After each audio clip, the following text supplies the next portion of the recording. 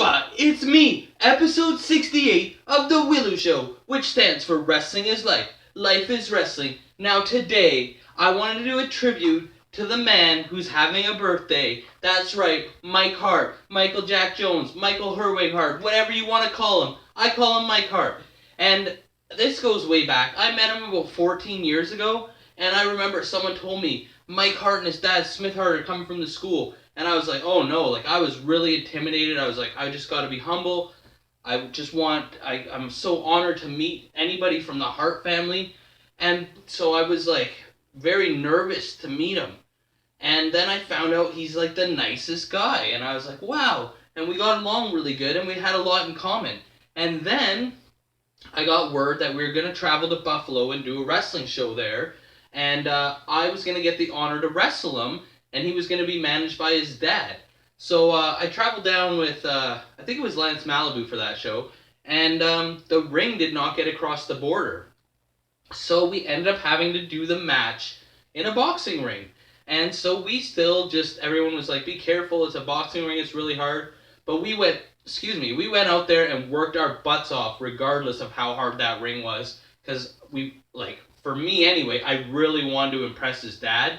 And I remember I was being the cheap Cuban, and in this pocket, I had a bag of, salt that I was going to throw in his eyes. And I had this planned. I'm like, I'm going to throw this in his eyes if he ever gets me. And sure enough, he almost had me in the sharpshooter.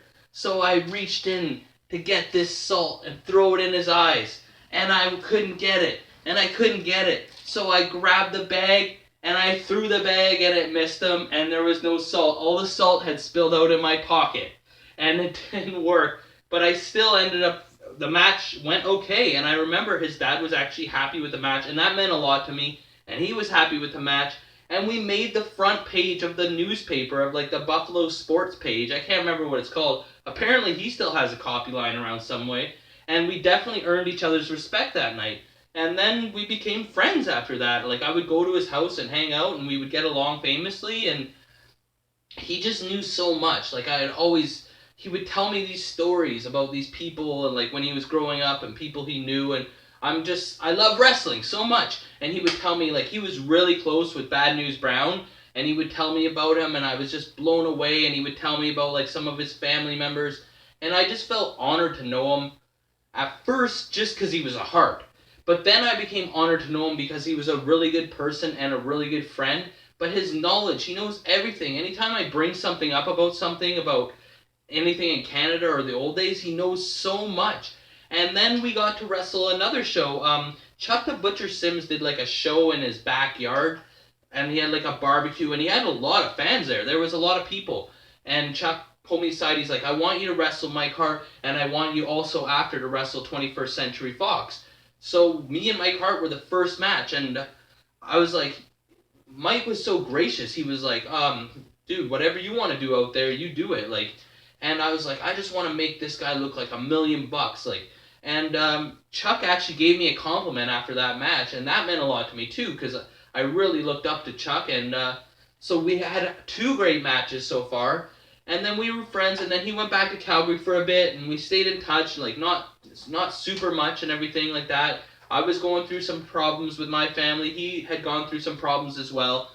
And then he came back, and whenever we spoke, it was all good. We never ever had a problem with each other.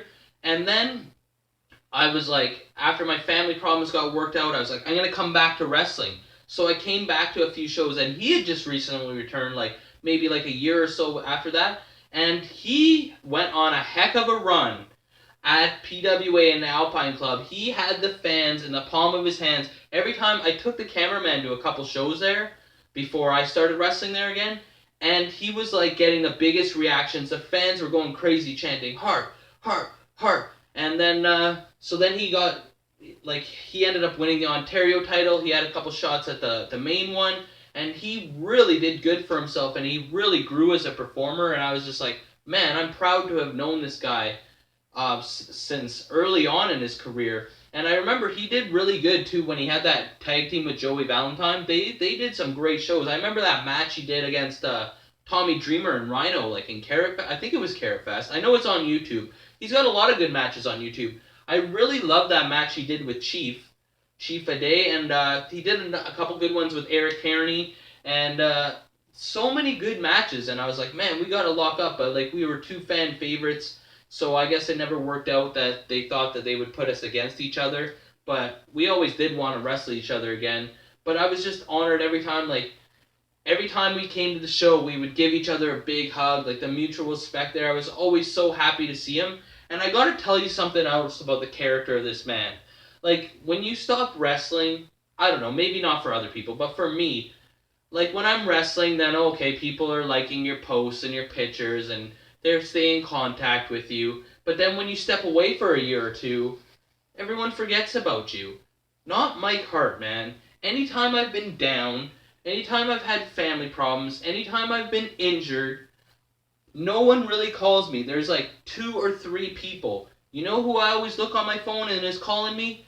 Mike Hart. He always does. He always like gives me a lift and boosts my spirits, and he's just like, dude, you have friends. Like, people do care about you, and it always has meant a lot. I've tried to do it back to him, but I don't think I've done it what he's done for me. I don't think I've done that for him. I hope I had. Maybe this video will help. Like, truly, man, I have so much respect for you. I got love for you. Like, I consider you a brother. We came up the same. We both had to deal with that shady Ike Shaw.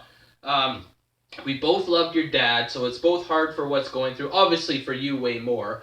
But, I mean, like, but, dude, when you call me, like, especially when I got hurt and I had to take 9 months off because I broke my collarbone and smashed my head, he would always call me, and it always worked out. It's like he has this knack that when I was feeling at my low point and I was just getting, like, starting to get down on myself and, like, I love wrestling and I want to come back for wrestling, but no one cares.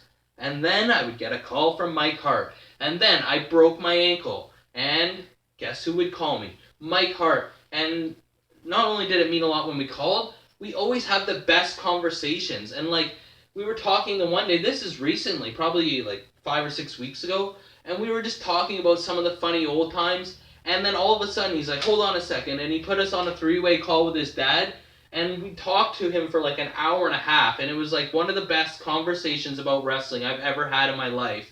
And that memory will always live on for me. Anytime we've been around each other will be a great memory for me. Like, people don't know. When I did this show, I promised myself, because I always wanted to do it, I was going to do one show a day for 1 year. Yes, one show a day for 1 year. 365 shows. And I want it to be my legacy. If something ever happens to me, I want the cameraman to go back and look at it. I want the fans or like my peers and coworkers to go back and look at it. But like when I do these tributes to people, and I've only done 3 or 4 so far, it's because they made such a great impression on me and they meant a lot to me, and I want them to always know that. That's why I've been doing these videos. You can send a text or tell somebody on a phone call, but hopefully, unless something happens where YouTube or the internet explodes or anything, hopefully these videos can live on forever and they can be my legacy. So if anyone remembers me after I'm gone, they can look back and look at this and they can feel how I really feel about them. Because the one thing I've never done on this show is I have never lied. I always tell the truth, whether it's good, bad, whether people like it or don't like it. I just tell the truth because I want my story to be out there. And Mike Hart, you are definitely a part of my story. I'm glad to see, like, I know that you were going through some stuff where you couldn't work, so that way, because of the whole, like, something, you couldn't wrestle. But I hear rumblings that you're going to be back. I think you're wrestling this weekend or next weekend. And then I know you're always welcome back in the PWA family, so this is great news. I just want to see you happy. You're like me, you've had your ups and downs. Sometimes when I talk to you, you just sound so low, and I wish there was a way I could bring you up. I just want you to be happy. You definitely deserve to be happy. You're a good person. Yes, you've had a rough life, and it's not your fault, but, like, you deserve happiness because you've always treated other people well.